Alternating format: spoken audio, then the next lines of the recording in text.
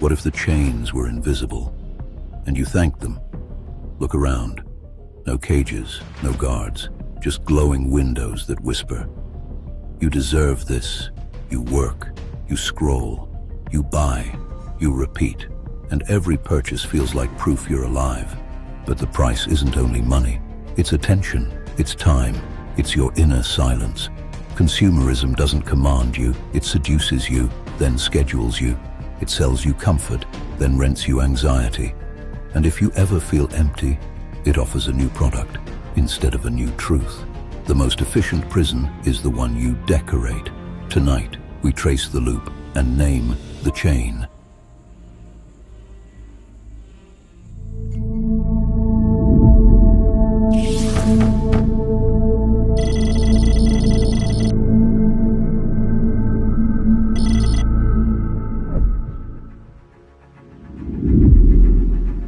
Imagine a city that runs on hunger, not hunger for food, hunger for more.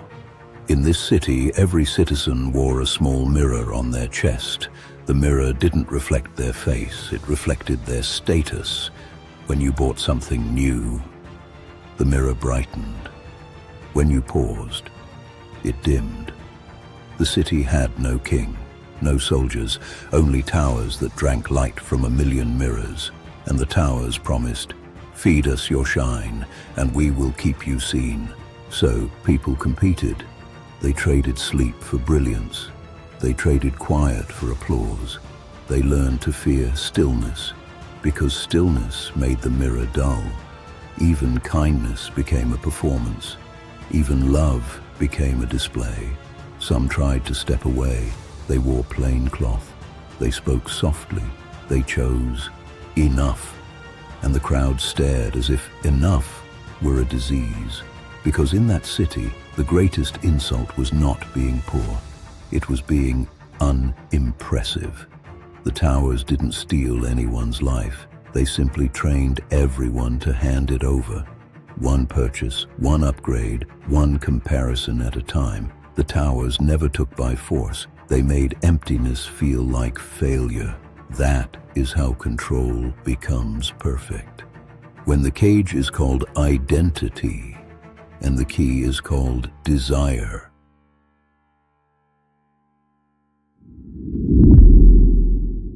Control used to be loud. You could see it, you could point at it. A master, a law, a threat.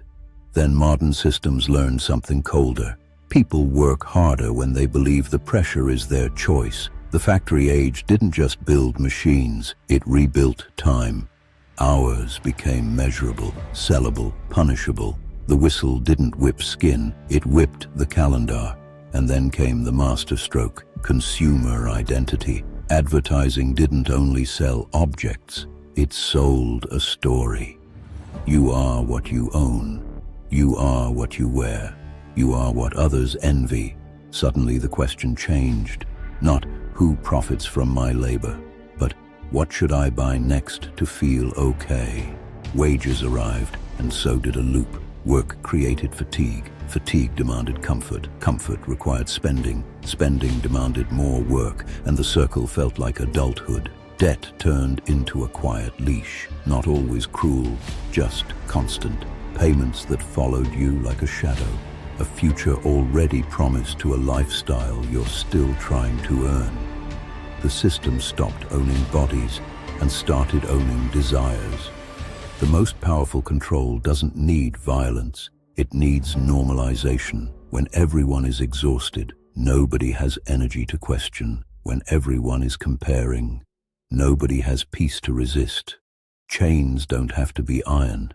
They only have to feel normal.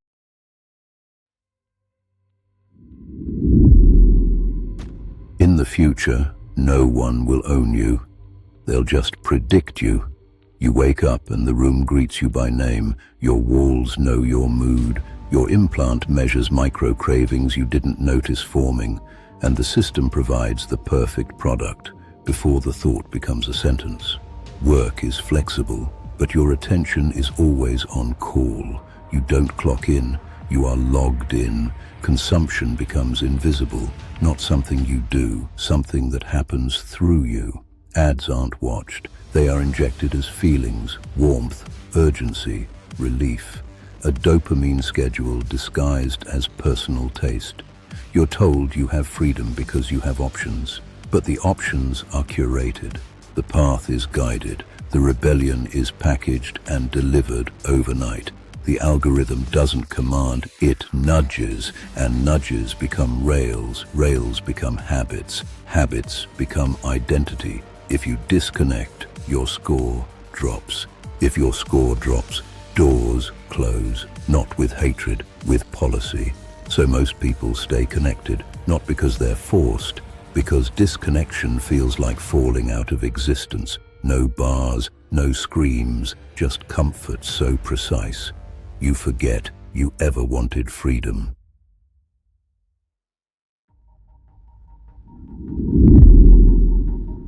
Freedom doesn't start with running away. It starts with seeing clearly. Consumerism becomes slavery when desire replaces direction. When your worth is measured by what you can display, yourself becomes a product. And a product must always be upgraded, compared, improved, marketed. The trick is not the object. The trick is the story attached to it. Buy this to be respected.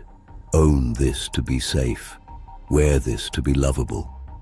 And when the story works, you don't feel controlled, you feel motivated. But motivation without meaning is just a leash with music playing over it. Awareness cannot be purchased, silence cannot be advertised, and enough cannot be mass-produced. The moment you choose less, the system loses leverage, because the system feeds on urgency. Urgency keeps you busy. Busy keeps you numb. Numb keeps you buying. So practice the opposite. Pause before the purchase. Name the emotion under the impulse. Boredom, loneliness, fear, comparison. Create more than you consume. Rest without apologizing. Spend attention like it's sacred currency. Because it is. You don't need to reject comfort. You only need to stop letting comfort define you. A person who needs little is harder to steer. A person who knows themselves is harder to sell. The chain breaks quietly when you stop confusing wanting with living. Listen carefully. Chains don't always rattle. Sometimes they glow. The most advanced control isn't domination, it's persuasion. It makes you chase what drains you and call it freedom. It turns your attention into a marketplace. It turns your life into a subscription. But you are not a shopping cart. You are not an algorithm's prediction. You are not a number on a screen. Each day you get a choice that looks small. Another impulse or a pause, another comparison or gratitude, another upgrade or enough. Freedom isn't given, it's chosen daily.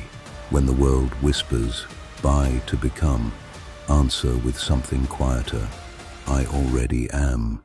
Consumerism is the perfection of slavery, only if you never question the price.